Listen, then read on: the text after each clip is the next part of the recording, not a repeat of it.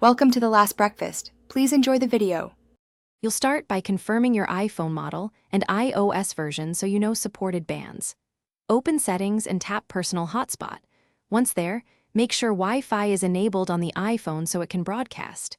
If you don't see Personal Hotspot, sign into iCloud and cellular plan must allow tethering. Next, tap the Wi-Fi password field to note or set credentials.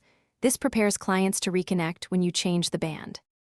Now focus on the band control. Locate the Maximize Compatibility toggle in Personal Hotspot. When you enable it, the iPhone favors 4 GHz for broader compatibility. When you disable it, the phone prefers 5 GHz for better speed. Toggle it, then watch for the hotspot name and password to remain unchanged. This is why you can switch without losing settings. Make sure client devices forget and rejoin if they don't pick up the new band automatically. To finish, test a client device by connecting to the hotspot after your band change. You should see improved speed or range depending on choice. If it fails, reboot both the iPhone and the client.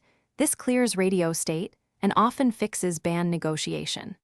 If problems persist, forget the network on the client and rejoin using the password, and make sure your carrier plan allows tethering and iOS is up to date.